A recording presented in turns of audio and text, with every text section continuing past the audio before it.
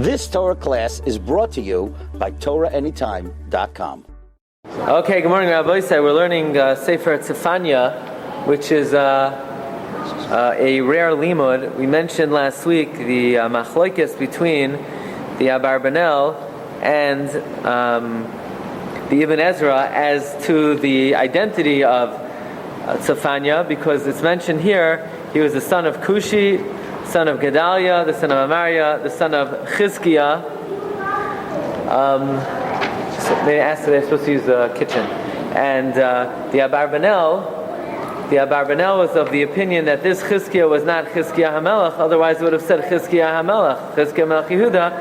And the Ibn Ezra identified Chizkiah as, in fact, Chizkiah HaMelech himself. So that was a machlokes that we learned last week. We also mentioned that the purpose and the tachlis of this sefer is Zephania is being made known the impending Churban Bayis Rishon and the Galus Bnei Yehuda, and he's being told that there will not be any survivors and there will not be any sheiris from that destruction. Now, Zephania is warning them about the impending destruction. Now, if he prophesied in the days of Yoshio HaMelech, we know Yoshio HaMelech brought about a nationwide tshuva movement. So we mentioned the idea that it could be that the prophecies of Zephania contributed to Yoshio's ability to bring about tshuva, or Yoshio perhaps thought that his influence was greater than it was, when in fact, as Zephania is showing, not everybody was following suit. Okay, so we're up to Pasuk Beis. Asif koil, I will utterly destroy everything, me'al pnei adama, from upon the face of the earth. No'om Hashem, says Hashem. Says Rashi, Asif, lashon kilayon, kamay.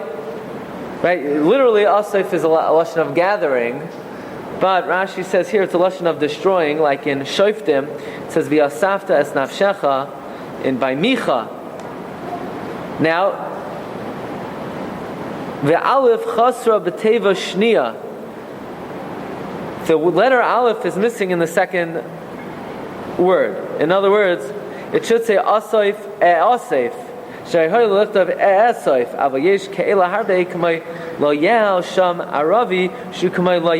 Sometimes an aleph could get sort of swallowed up. So really, since the rule of future conjugation is that when you want to say I will, you put an aleph. For example, Eilech or Ekach or what? Echtov. I will write. So here it should say E'esoif, but it doesn't, so one of the alephs sort of gets subsumed in the other. The Shav is Aleph Saf Fei, correct. Now the pasuk goes on to continue. Asif Adam, I will destroy man. Uvahema, an animal. Asif Oif Hashamayim, I will destroy the birds of the heavens. Udegei Hayam, and the fish of the sea. V'hamachshelos es harishayim, and the stumbling blocks of the wicked. Will have to translate and determine what does that mean. I will destroy the stumbling blocks of the wicked. V'hechrati es ha'adam, and I will cut off man me'al pnei ha'adama, from upon the face of the land. No'om Hashem, says Hashem. So all this has to do with Bnei Yisrael? Well, it's because of the Bnei Yisrael, but ultimately here it's saying that Hashem will destroy even the animals and the birds. In Eretz Yisrael? Well, why would Hashem destroy the birds and the fish? What do they do wrong? That is true. Okay. So why is Hashem? What does this mean? Hashem will destroy the animals. For what reason? Well, some of the Mefarshim learn this is an exaggeration. It just means utter destruction. It's not actually Hashem's going to cut down every pigeon and every sparrow and every robin. Mali, they're flying, they're not flying. The yat tuna, no tuna. What does that have to do with anything? It's an exaggeration. However, for example, the Radak says, "Asayf adam hema, asayf oif hashemayim ligayam, It's an exaggeration. Like it says in Yirmiyah, Me'oif hashamayim v'ad behema nirdu halachu.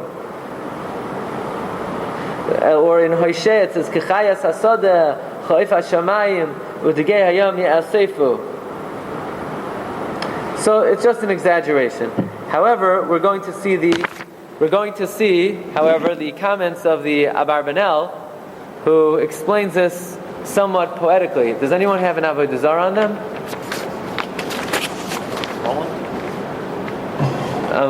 Mesachta Avodah Zarah. Right? So, okay, good. As long as you know. So what does this mean? Hashem will cut down the animals, the fish, and the birds. So, if you look in the Abarbanel sheets, this is page Kuf Ayin Daled, courtesy of Rabbi Yosef last week. Page Kuf Ayin Daled, second column, Pasuk Beis, about 14 lines down. The first word on the line is Im Mecharev. You see that? On the, let me point. It's on page Kuf Ayin Daled. Uma. Here, look. See where I am? Uma shezachar behema ve'oif v'dagim.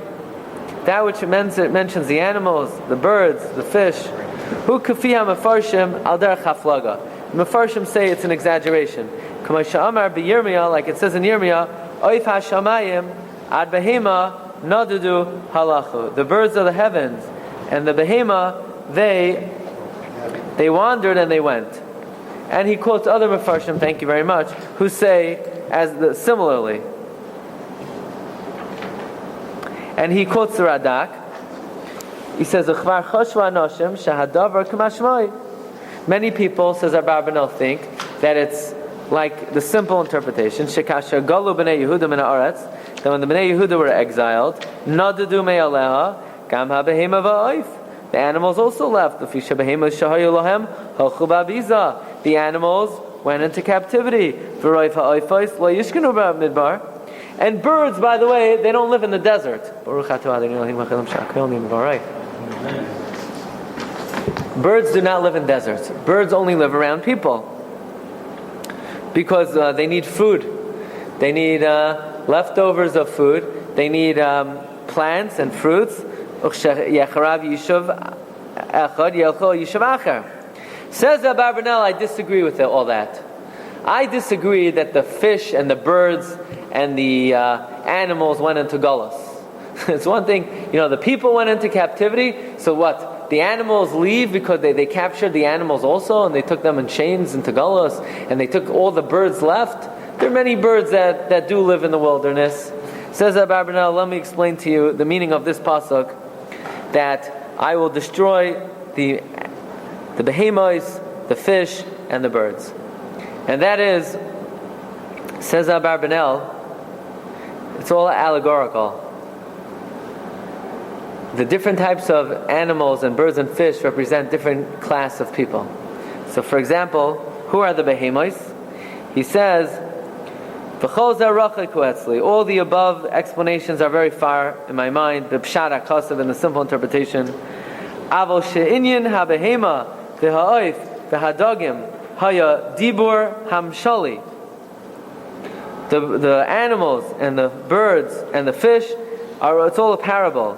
Lemine b'nei adam ki yesh shehem chamarim oivrei adama. Some men are very physical. Kiluhem adam uvehema yachad. For example, sometimes men and animals, they're together, they're very similar. For example, farmers who work the land are considered very physical types of people, almost similar to animals. V'aleim amar asoif adam uvehema ratzaloimer sheyichle v'yachriv kolam yoretz. When it says Hashem will destroy the behemoths, it means the amei yoretz. Oivdei admasam. V'gam yichle oif hashamayim. Who are the birds? The birds are the high class people. They fly above.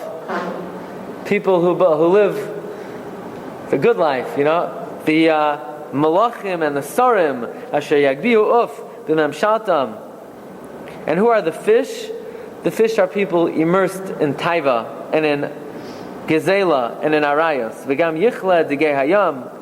The digei hayam are kitoy sanosham hamasaskim beniyov, people who are oisek in adultery of a chamas kedigei hayam. U'lechein amar kenegdam v'hamachshelos es harasham. Okay, now we have to see, back to the pasuk, what does it mean, v'hamachshelos es harasham? That Hashem will destroy the stumbling blocks of the wicked. What are the stumbling blocks of the wicked? Heim ha'akum.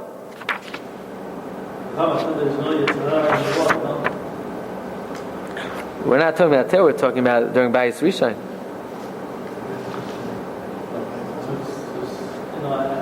No, we're talking about Bayis Rishon. There was. Say fish, say something else. What? The fish means people who do Arayos. Yeah. They said in the water, there's no Yetzirah meaning. No, if anything, water represents Taiva. Mayim is Taiva. Mayim is Chesed. Too much Chesed is Taiva. Okay, so according to Rashi, what are the stumbling blocks of the Shoim?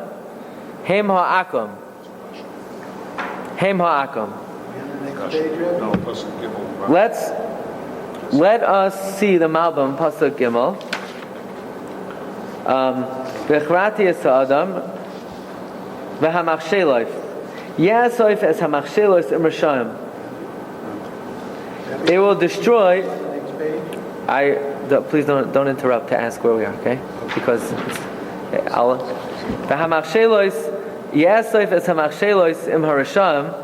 V'yesh mefarshim sheyasoif dvar machshim. In other words, Hashem will destroy the stumbling blocks of the wicked. The stumbling blocks of the wicked. Now, what does that mean? Hashem will destroy the stumbling blocks of the wicked. Does it mean the things that cause the wicked to stumble, or does it mean the things that the Risham use to cause others to stumble, or does it mean stumbling blocks will befall the wicked? Right. So there's three possible ways of reading it: that which causes the Risham to stumble, that which Risham cause others to stumble, or Hashem will cause the Risham to stumble. So let's see what this means. Look in the Metzudas David in Pasuk Gimel. V'hamach shelois, v'tzoloimer hatachbulois, masha Rishayim machshilim b'hem es habriyos, yevdu heim im harishayim. The tricks and the schemes what the wicked use to cause others to stumble will destroy the wicked. In other words, the tachbuz that the Risham use to cause others to stumble will be destroyed. Look in the Targum. Targum says, "V'hamach shelois v'nuneyam al desagia taklas rashiaya," because they caused others to stumble. So I want to bring to your attention a Gemara Masechta Avodah Zarah, the Gemara on Daf Nun Daled Amud Beis. The Gemara records a conversation that Rabbi Gamliel had with an Oved Avodah Zarah.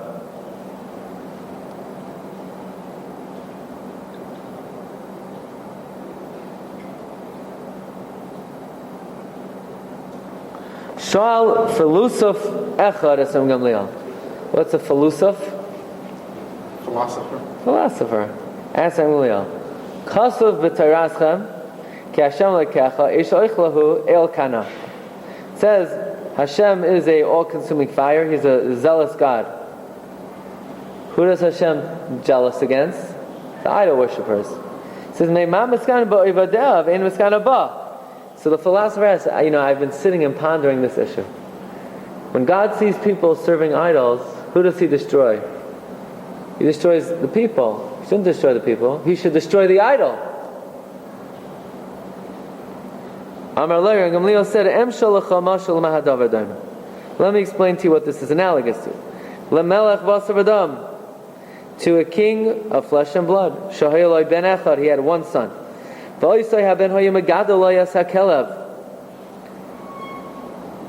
And there was the son brought up his dog for him. V'hela Shem al Shem Aviv. And the son loved the dog so much, he started calling the dog by his father's name.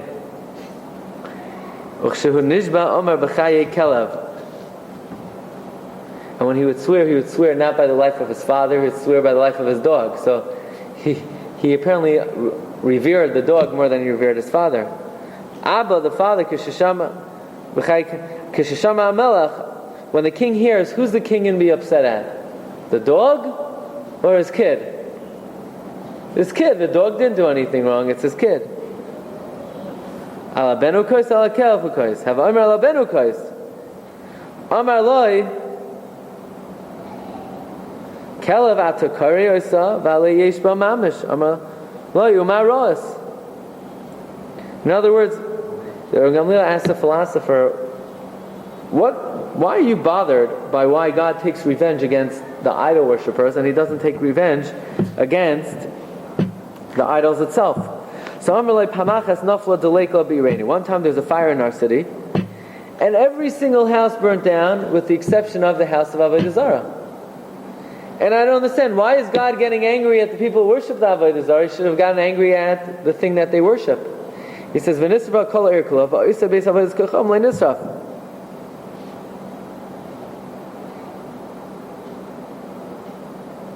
people have free will. They could choose not to worship the Avodah Zarah to worship. And they chose to worship the Avodah Zarah. The Avodah Zarah has no free will. It's an inanimate object. The object itself is no threat to humanity or Kadosh Baruch Hu. It's the people who, if you destroy the Avodah Zarah, they will get another one. So it's not going to solve the problem. Okay. People have a virus, and they got to get rid of the virus. The Gemara likens it to the following. The Gemara says it's one thing if they worship a dog or they worship stones, so then the world doesn't need it. But the Gamliel says back, if people are going to start worshiping the sun, the moon, the stars, now what? God's going to destroy the sun, the moon, and the stars because of the people? The world needs the sun. God will destroy the people. But should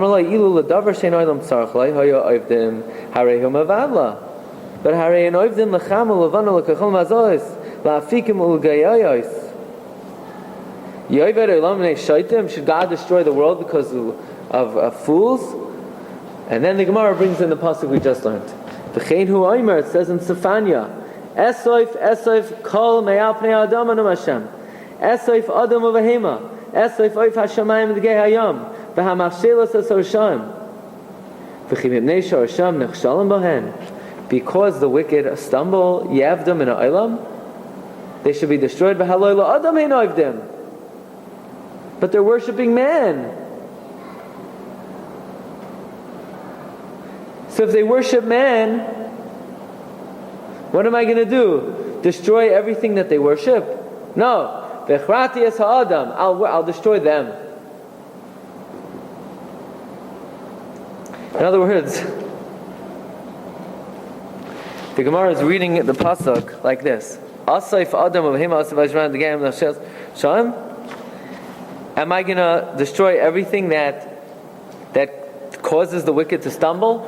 And I'm going to destroy the sun, I'm going to destroy the moon, I'm going to destroy the stars. What I'll have to destroy is the hichrati es ha'adam. I have to destroy man. Okay. V'natisi yandi al Yehuda. I will stretch out my hand against Yehuda, v'al kol yoshvei Yerushalayim, and against all the inhabitants of Yerushalayim.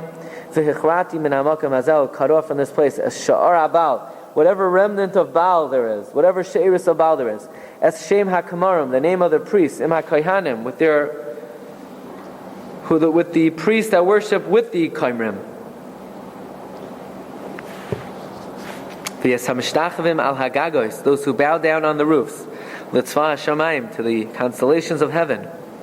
V'yes HaMishtachavim, those who bow HaNishbaim LaHashem, who swear to God, VaNishbaim B'Malkom, and swear to their king. Now this is a very interesting pasuk. God says He's going to cut down those who bow, who swear to God and swear to their king. Well, if they're swearing to God, that means they believe in God. That's a good thing. Well, the way Rashi understands it, look at Rashi. They swear to God and they say like this. They say, and if you don't believe me, I'll swear in the name of my Avodah Zarah. So in other words, they're putting down God, and they're saying, and if you don't think that my oath to God is binding, I'll swear even more, in a more affirmative way, I'll swear to the Akum. In other words, Rashi translates B'malkom, their king, as Avodah Zarah. They make their Avodah Zarah ikar loymar. Imena tamam in b'shuas Hashem. If you don't believe in the oath to God, hareini nishba l'cha ba'akum, I'll swear in the name of my Avodah Zarah. So here Rashi translates Akum as their king, their idolatrous king.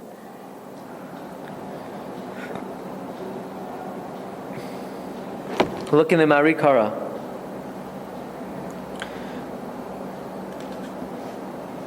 Marikara says, Hanishbaim l'Hashem, Hanishbaim b'malkam, Kishem nishbaim l'shaker, when they swear falsely, Hem nishbaim b'Hashem, they swear to God. V'chein Yirmiyahu oimer, by Yirmiyah it says, Imchai Hashem, Yoimru, Achein l'shaker yishbal, Shem nishbaim b'emes, and nishbaim b'melech shalahem. In other words, here's the problem. They swear in the name of God, they swear in the name of their Avodah Zarah. When they swear falsely, they swear in the name of God. When they swear truthfully, they only invoke the name of their Avodah Zarah when they want to swear truthfully. But when they want to lie, they swear in the name of Hashem. V'yes hanasoygim me'acharei Hashem. Rabbi, Sensino has two interesting points here. He says this Malkam could be Milkam, which is one of the Avodah Zarah of the Ammonim, to which Shlomo, the police's foreign wives, built altars as a takeoff on that. Okay, but you need... It's possible that they mean here the Molech, not as a proper name, but as a contemptuous term for an idol. The word being given the vowels of Moshe and Shem. So Milkam Molech. Yeah, but who do they say it from? That's not quoting the source. Yeah, you need... So the thing is, when you learn Tanakh, it has to be from authentic Torah sources. Okay. Those who retreat from behind God. That means even people who don't actively leave God and serve other idols, but those who turned away from following Hashem. And those who didn't seek out Hashem. What does that mean? That's a very powerful indictment.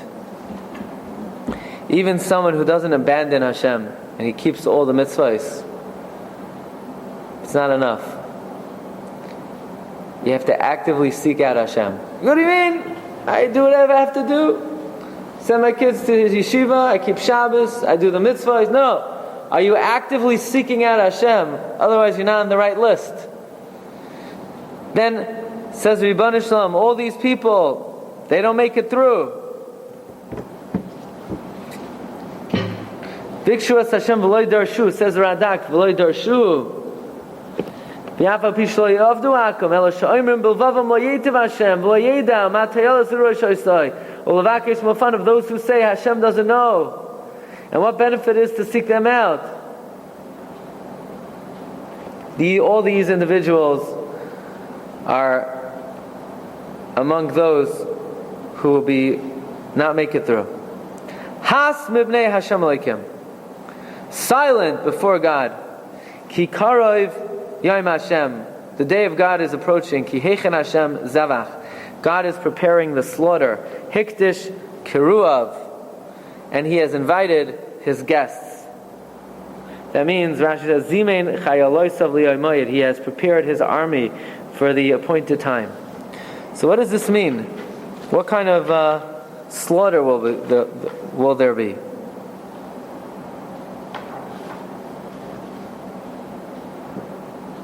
What type of slaughter is it referring to? And what does it mean, be silent? The Radak says, Has b'nei Hashem lekim, Ratzalomer doim. Silent, those of you who think that God doesn't see your actions. Hasumi panav. Those who say that God won't bring revenge. No, it's coming soon.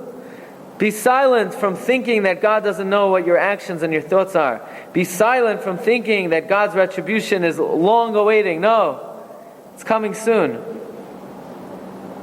What is the slaughter? The slaughter is of the wicked. And which are God's guests who He invited? The birds and the animals who will eat the slain. In other words, lest the person think that this world is a free-for-all and it will only be in a long time that the wicked get their revenge. No, the day of God's revenge is approaching soon. Hashem will be on the day of God's slaughter.